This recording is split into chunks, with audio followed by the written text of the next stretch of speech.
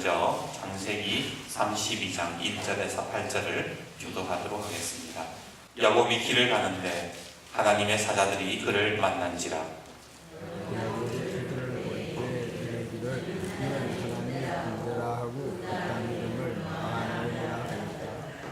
야곱이 세일 땅 에돔 들에 있는 형 에서에게로 자기보다 앞서 사자들을 보내며 그들에게 명령하여 이르되 너희는 주 에서에게 같이 나가라.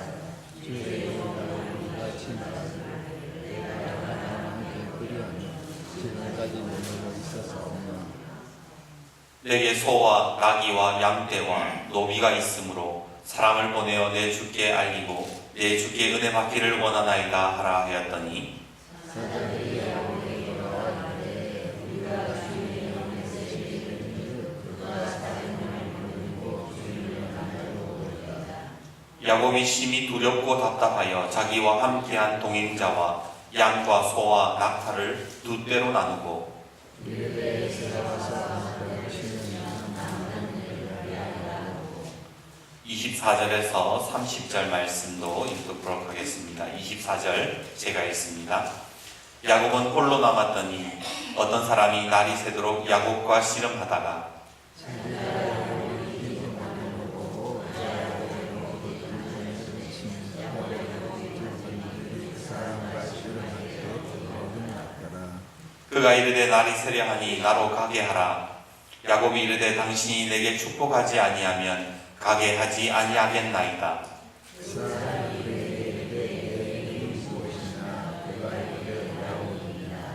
그가 이르되 내 이름을 다시는 야곱이라 부를 것이 아니요 이스라엘이라 부를 것이니 이는 네가 하나님과 및 사람들과 겨루어 이겼음이니라. 야곱이 청하에게 당신의 이름을 알려주소서. 그 사람이 이르되 내 이름을 명령하고 거기서 야곱에게 축복하니라. 같이 읽겠습니다. 그러므로 야곱이 그곳 이름을 브니엘이라 하였으니 그가 이르기를 내가 하나님과 대면하여 보았으나 내 생명이 보존되었다 함이더라. 중앙아시아에서 목회를 하는 한 선교사님이 계셨습니다. 나라 전체가 이슬람교를 믿는 나라에서 단 한 명의 교인도 없이 순교하는 마음으로 교회를 개척하셨지요. 사실 모슬렘 국가에서 교회를 세운다는 것도 기적인데 하나님의 은혜로 건물 상가에 그렇게 들어가게 되었습니다. 그런데 교회에 들어서자마자 바로 문제가 생기기 시작하는데 상가 주변에 모슬렘 사람들이 와서는 나가라고 은근히 협박을 하는 게 아닙니까? 찾아와서 한다는 말이 기독교인이 여기 있으면 쥐도 새도 모르게 죽을 수 있다. 옛날에도 왔다가 여러 죽어 나갔다. 그런 이야기들을 하는 거예요. 사실 동네 주민들이 협박할 때마다 선교사님은 괴롭고 두려웠지만 언젠가 한 번은 성령님이 이 선교사님에게 한 가지 지혜를 주십니다. 그게 뭐였냐면 그 사람들이 와서 은근히 협박할 때에 이렇게 대답을 한 거예요. 저도 나가고 싶습니다. 그런데 이 결정은 제 마음대로 할 수 있는 게 아니에요. 저에게 지시하시는 위에 분의 허락이 있어야만 제가 움직일 수 있답니다. 선교사님의 말은 무슨 뜻입니까? 하나님이 허락 없이는 나갈 수 없다. 그 말이셨어요. 근데 이 협박하던 마을 사람들은 그 위에 분이 누군지 너무 궁금한 거예요. 그래서 자꾸만 물어보는데 선교사님은 하나님이라고 말하기는 못하고 그래서 귀찮아가지고 나중에 제가 이야기해 드릴게요. 그렇게 하고 얼머무렸어요. 그런데 재미있는 일이 벌어집니다. 그 지역에 북방 외교 문제로 우리나라 대통령이 방문을 해서 정상회담을 해야 되는데 통역할 사람이 없는 겁니다. 대사관에서 이 선교사님에게 연락을 해서 얼떨결에 이 양국 대통령 사이에서 앉아서 통역을 하게 된 것입니다. 그렇게 정상회담이 온 나라에 생방송으로 나가고 지친 몸을 이끌고 집으로 돌아왔는데 그 집 앞에 선교사님 집 앞에 선교사님을 박해하던 모슬렘 지도자가 집 앞에 딱 서 있는 게 아닙니까? 순간 살짝 겁이 나서 무슨 일이요? 그랬더니 이 모슬렘 지도자가 하는 말이 제가 텔레비전에서 당신 봤습니다. 혹시 예전에 위에 분의 허락을 받아야 된다는 사람이 대통령이요? 거짓말을 못하고 이 선교사님이 그냥 쓴 웃음만 지었는데 그날 이후 모슬렘 사람들이 그 누구도 이 선교사님을 괴롭히지 않더라는 겁니다. 저 인간은 대통령의 지시로 교회를 세웠으니 괜히 핍박해서 나라의 분쟁을 일으키지 말아라는 지시가 떨어진 거예요. 더 놀라운 사실은 얼마 후에 이 모슬렘 종교 지도자들이 선교사님을 찾아와서는 이렇게 말하더랍니다. 모슬렘에서는 기독교인과 같이 한 공간 안에 있다는 것 자체가 불명이다. 같이 땅에 묻힌다는 것도 불명이다. 당신들 때문에 우리가 도저히 힘들어서 견딜 수가 없으니 땅을 줄 테니 이사를 가라. 그렇게 이야기를 하더라는 거예요. 그러면서 제안하기를 자기들의 사원과 한참 떨어진 곳에 1.5헥타르, 우리나라 평수로 따지면 4,500평의 땅을 줄 테니 거기 가서 교회를 세우라고 땅을 공짜로 줬다는 거예요. 선교사님은 마지못해 승낙하면서 그곳에 교회를 세웠습니다. 그리고 모슬렘의 헌금으로 하나님의 교회가 세워지게 된 것이지요. 이후에 이 하나님의 은혜를 경험했던 선교사님이 책에서 이런 고백을 합니다. 인생은 알고 가는 것이 아니라 믿고 가는 것입니다. 하나님이 제일 좋은 것을 주실 줄 믿고 맡기며 가는 길이 믿음으로 사는 길입니다. 사랑하는 여러분, 오늘 저와 여러분은 어떻습니까?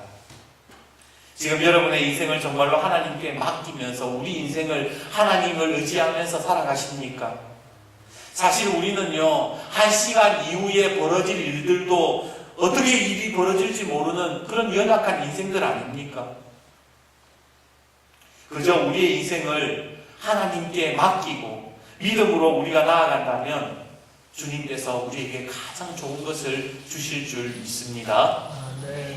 찬송가 543장은 이렇게 찬양을 합니다. 어려운 일 당할 때에 나의 믿음 적으나 의지하는 내 주를 더욱 의지합니다. 세월 지나갈수록 의지할 것뿐일세 무슨 일을 당해도 예수 의지합니다. 예수 믿는다는 게 다른 거 없어요. 예수님 의지하는 거예요. 예수님께서 오늘 내 인생 가운데 가장 좋은 것을 주실 것이라는 그 믿음 가지고 오늘도 좀 힘들지만 버티면서 살아보는 것, 그것이 진정한 믿음의 모습인 것이지요.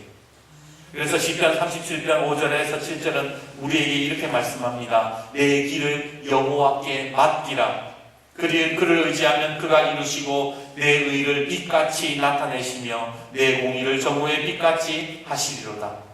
여호와 앞에서 잠잠하고 참고 기다리라.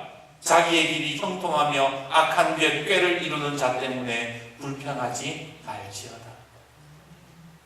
그렇습니다. 무슨 일이 있든지 우리의 길을 여호와 하나님께 맡기고 예수님만 의지하는 우리 모든 성도님들이 되시기를 주님의 이름으로 축복합니다. 우리 옆에 분과 다시 한 번 더 인사합시다. 예수님만 의지합시다.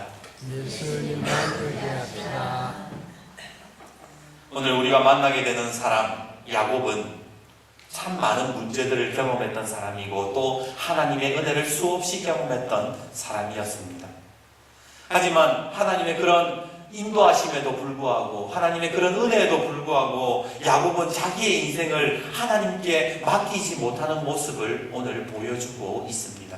우리 1절과 2절 같이 한번 읽어봅시다. 1절과 2절 말씀 같이 읽도록 하겠습니다. 시작. 그를 만난지라 야곱이 그들을 볼 때에 이르기를 이는 하나님의 군대라 하고 그 땅 이름을 마하나임이라 하였더라. 지금 야곱이 길을 가다가 무엇을 봤다고 이야기합니까? 하나님의 사자들 곧 마하나임을 봤다라고 성경은 증언합니다. 그것도 한두 명이 아니라 군대라고 이름을 붙일 정도로 수많은 하나님의 사자들을 야곱이 길을 가다가 목격했다라고 성경은 그렇게 증언하고 있습니다. 그러면 야곱의 반응이 어때야 되겠습니까? 야, 하나님 정말 대단하시네요. 하나님이 지금 내가 가는 길에 이런 군대를 저에게 붙여주시고 하나님이 이 정도로 나와 나를 생각해 주시니 하나님 너무 감사합니다. 하나님 너무 감격스럽습니다. 그렇게 기뻐해야 될 야곱이 의외로 야곱은 아무런 반응을 보이고 있지 않다라는 거예요. 창세기 28장에 야곱이 하란으로 갈 때에 하늘에서 천사들이 사다리 타고 오르락 내리락 하는 것을 볼 때에 야곱이 어떻게 반응했는지 아십니까?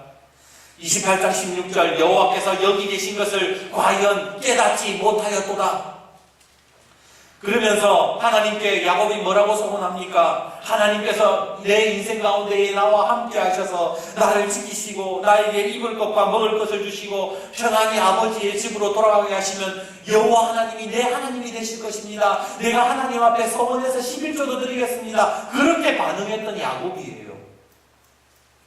그러면서 지금 하나님의 영광이 나타난 그곳에 제단을 쌓고 예배도 드리고 그랬던 야곱이 지금 뭘 하고 있습니까?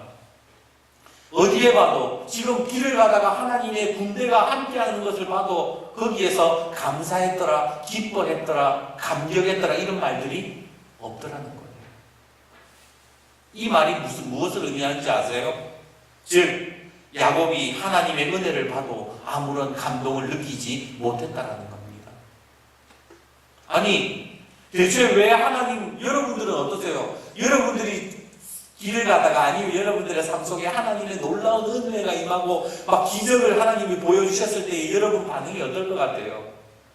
정말로 감격하고 너무 기뻐서 막 정말로 하나님 앞에 찬송하고 예배드릴 것 같지 않습니까?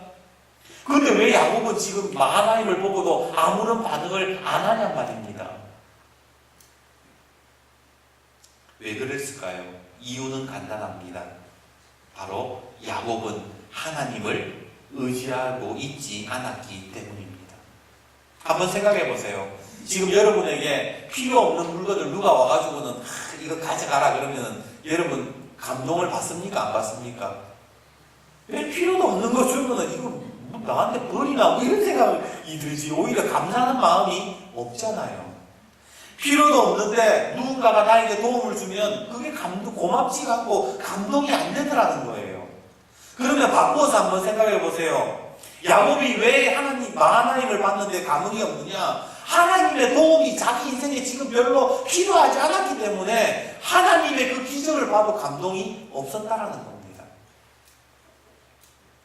아니 성경에서 야곱의 행동을 야곱이 감동받았다 그런 말 굳이 안 썼을 수도 있고 목사님이 야곱의 마음속에 들어가 보지도 않았는데 무슨 근거로 그렇게 말할 수 있느냐라고 물으신다면 저는 6절에서 8절의 말씀을 여러분에게 같이 읽어보자고 말씀드리고 싶습니다. 우리 6절에서 8절 말씀 같이 한번 읽어봅시다. 6절에서 8절입니다. 시작. 사자들이 야곱에게 돌아와 이르되 우리가 주인의 형 에서에게 이른즉 그가 400명을 거느리고 주인을 만나려고 오더이다. 야곱이 심히 두렵고 답답하여 자기와 함께한 동행자와 양과 소와 낙타를 두 떼로 나누고 이르되 에서가 와서 한 떼를 치면 남은 한 떼는 피하리라 하고. 지금 에서가 자기를 만나러 온대요. 그것도 400명을 데리고 온다고 그래요. 아니 자기 만나러 오는데 뭘 이렇게 많은 사람 데리고 오나 이런 생각을 하다 보니까 결국에는 뭐예요? 에서가 자기를 치러 온다, 자기를 죽이러 온다는 생각이 들었던 겁니다. 그리고 그 순간 뭘 했다는 거예요? 도망갈 준비를 했다는 겁니다. 두렵고 답답했대요. 지금 성경에는 야곱이 두려워했대요. 방금 전에 하나님 마하나임 군대 봤잖아요. 에서의 400명의 군대를 대적할 수 있는 하나님의 군대 마하나임을 보고도 하나님이 야곱에게 뭐라 그러신 거예요?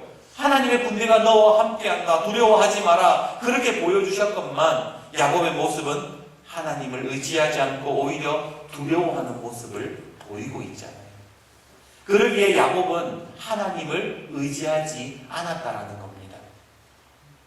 그런데 이 말씀을 보면서 오늘 야곱의 모습이 우리의 모습과 참 비슷하다라는 생각을 해봅니다. 주보 광고에도 올렸지만 제가 다음 주에 외부 설교와 특강이 하나 잡혔어요. 하나는 안동 YMCA 경건회를 인도하는 자리이고 하나는 경안재단의 중학생 300~400명 앞에서 특강을 해야 되거든요. 그런데 특강을 준비하는데 자꾸만 걱정이 됩니다. 여러분, 강사들이 제일 싫어하는 청중이 누군지 아세요? 중학생이에요. 중학생. 어른도 아닌 것이, 그렇다고 아이들도 아니고, 얘네들은 맞추기도 어렵고 정말로 이해가 안 되는 족속들이에요. 오죽했으면 김정은이가 대한민국을 못 쳐내려오는 이유가 중학생 때문이다, 뭐 그런 말들도 있잖아요. 그 정도로 중학생들은 걷잡을 수 없다라는 거예요.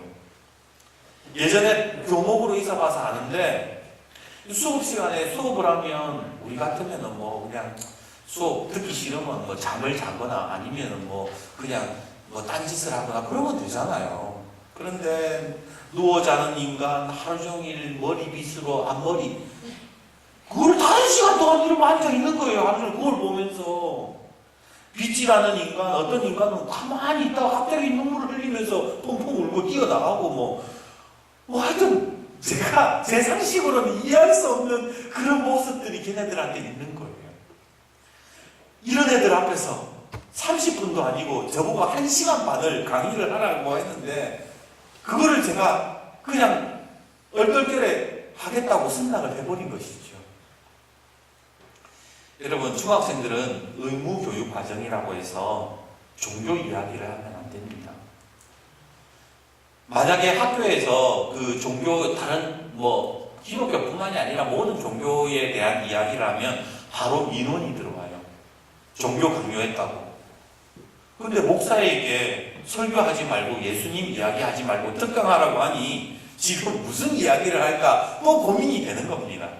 물론 제가 철학을 전공했지만 그 딱딱한 이야기를 걔네들이 앉아가지고 90분 동안 듣고 앉아 있겠습니까? 속으로 막 후회했습니다. 내가 미쳤지. 그 강의를 부탁하는 분이 뭐라고 했냐면, 목사님 정도의 강사를 찾는 게 참 어렵네요. 이 말에 제가 홀랑 넘어가가지고는 저 정도는 할 수 있죠, 뭐 이렇게 했던 내가 막 너무 안심스럽고 화가 나는 겁니다. 뭐 성격이 날카로워져요. 그런데 오늘 말씀을 준비하다 보니까 야곱의 모습이 오늘 저의 모습과 똑같은 겁니다.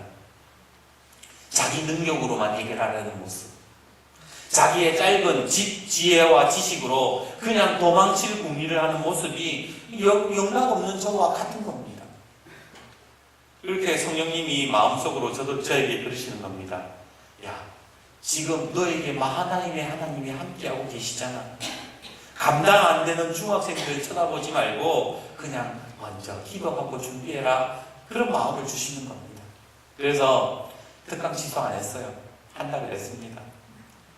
하나님이 함께 하시기에 말씀에 의지해서 목사로서 그 아이들 앞에 서기로 결심했습니다. 주님께서 함께 해주실 줄 믿습니다. 아멘. 불쌍한 목사를 위해서 기도해 주십시오. 아멘. 다시 본문으로 돌아옵시다. 저는 오늘 마하나임을 보고도 여전히 하나님을 믿지 못하는 야곱의 모습을 보면서 문득 이런 생각이 들었어요. 만약 야곱이 마하나임 이 하나님의 군대를 보고 여호수아처럼, 그래 담대하게 내가 형 에서와 한번 만나보자, 400명이 온다는데 뭐 하나님 군대 있으니까 내가 당당하게 하나님의 백성으로 하나님의 은혜로 형 에서 한번 만나보자, 그렇게 됐다면 어떻게 되었을까요? 여러분, 성경 읽으면서 만약에 이렇게 안 됐다면 어떤 일이 벌어졌을까, 이런 생각 안 해보세요? 오늘 본문이 창세기 32장의 전체적인 구조를 보면요, 처음에 하나님이 오늘 본문의 1절, 2절에 하나님이 제일 먼저 야곱에게 뭐 보여주세요? 마하나임 보여주시잖아요. 하나님 군대 보여주시잖아요. 두 번째가 뭐예요? 야곱이 에서가 온다는 말을 듣고 두려워해서 도망칠 궁리를 합니다. 세 번째는 뭐예요? 야곱이 하나님께 기도하게 하지만 여전히 또 도망칠 궁리하고, 네 번째 바로 야곱과 하나님이 씨름하는 이 네 개의 사건으로 이렇게 연결이 되어 있습니다. 근데 많은 목사님들이 오늘 말씀을 설교할 때에 분리해서 설교하실 때가 많아요. 마하나임은 마하나임대로, 하나님과 야곱의 야복강에서 씨름한 거는 씨름한 대로의 어떤 사건들을 다 분리해서 설교를 하시는데, 중요한 것은 이 마하나임과 오늘 야복강의 사건이 연결이 되어 있다는 거예요.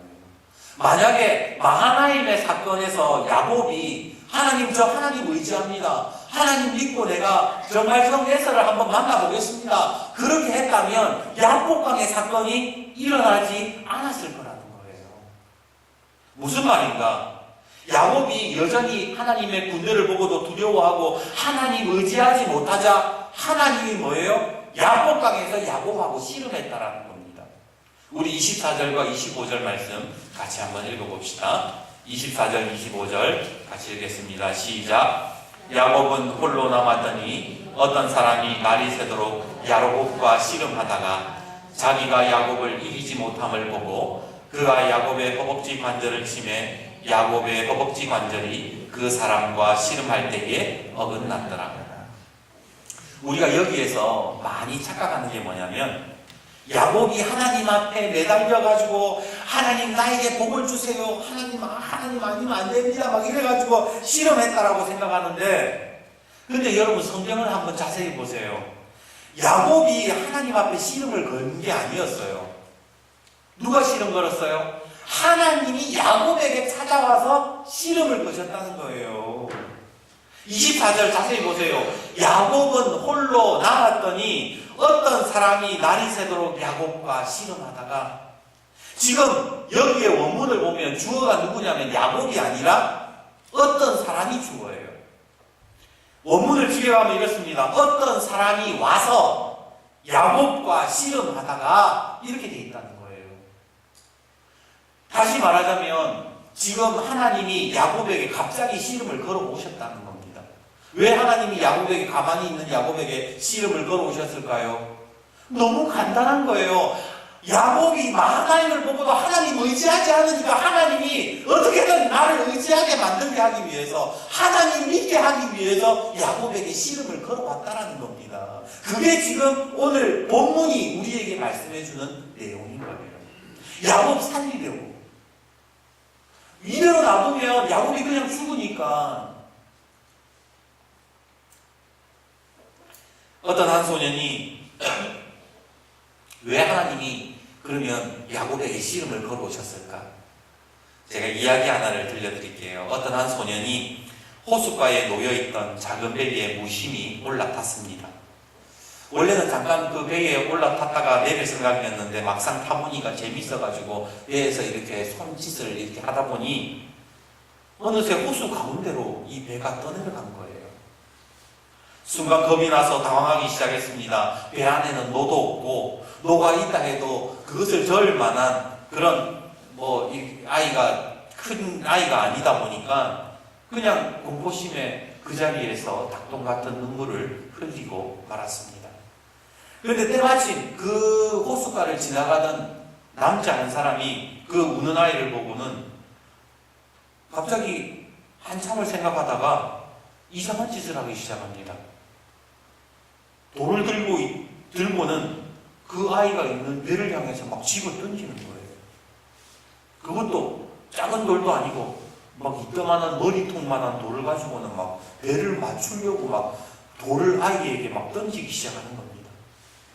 소년이 막 겁이 나서 울기 시작했죠. 그러기를 얼마나 지났을까요? 신기하게도 소년이 탄 배가 호숫가에 다다라 있는 게 아닙니까? 그제서야 소년은 그 사람이 왜 배를 향해 돌을 던졌는지를 알게 됩니다. 돌을 던진 것은 돌이 호숫가에 들어가면서 일으키는 그 파문으로 인해서 배를 밀어내고 배가 호숫가에 닿게 하기 위해서 호숫가에 그 돌을 던진 것이지요. 때때로 하나님께서 우리에게 씨름을 걸어오실 때가 있어요. 때때로 하나님께서 나를 힘들게 하시고 나는 그냥 내가 하고 싶은 대로 그냥 도망치면서 살고 싶은데 하나님께서 내 삶의 침투에 들어오셔가지고는 내가 원하지 않는 씨름들을 내가 해야 될 때가 있다라는 겁니다. 그 씨름 때문에 우리가 눈물 지을 때도 있고 고통스러워할 때도 있습니다. 하지만 하나님께서 우리에게 씨름을 걸어오시는 이유는 간단합니다. 우리를 살리시려고, 우리를 구원하시려고. 한번 생각해 보세요. 지금 야곱이 결정했던 일들, 지금 창세기 32장에 야곱이 자기가 결정했던 일들, 제 아무리 두 때로 나누고 도망을 한다고 한들 에서가 그거 못 쫓아갈 것 같습니까? 그렇게 목숨을 부지했다고 한들 또 언젠가 똑같은 일들을 당해야 할 것은 너무나도 당연한 일입니다. 형 에서와 화해도 안 돼요. 평생 야곱은 또 도망자로 살아야 되는 겁니다. 그래서 보다 못한 하나님께서 야곱에게 지금 씨름을 걸어오시는 거예요. 너 이래도 나 의지 안 할 거냐? 내가 너와 함께 한다고 하나님을 보여줬는데도 너 그래도 나 의지 안 할 거야? 네 마음대로 계속 살 거야? 오늘 하나님께서 우리에게 씨름을 걸어오시는 의미는 바로 다 이런 거예요. 우리가 하나님 의지하지 않고 마음대로 결정하고 마음대로 살고자 하는 모습과 말씀대로 살고자 살아가는 그 하나님의 음성과 계속해서 우리 속에 여전히 씨름을 벌이고 있지 않냐 말입니다. 그렇게 날이 새도록 하나님과 씨름하다가 문득 야곱이 깨닫게 되는 게 있었어요. 그게 무엇이었느냐? 바로 하나님 없이는 살 수 없다라는 걸 깨닫게 된 거예요. 우리 26절 말씀 같이 한번 읽어봅시다. 26절입니다. 시작. 그가 이르되 날이 새벽하니 나로 가게 하라. 야곱이 이르되 당신이 내게 축복하지 아니하면 가게 하지 아니하겠나이다.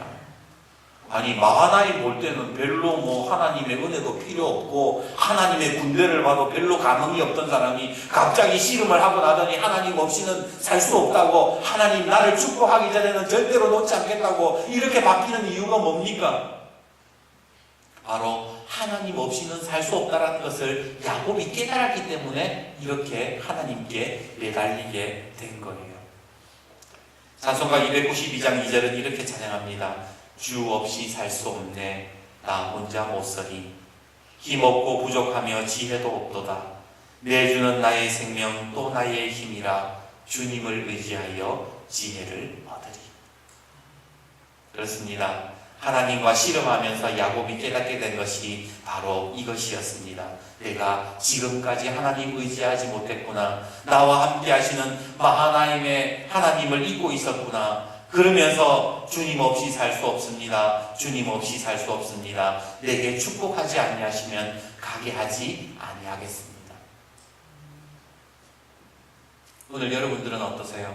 지금 하나님께서 나에게 씨름을 걸어오실 때에 우리가 깨달아야 되는 게 있어요.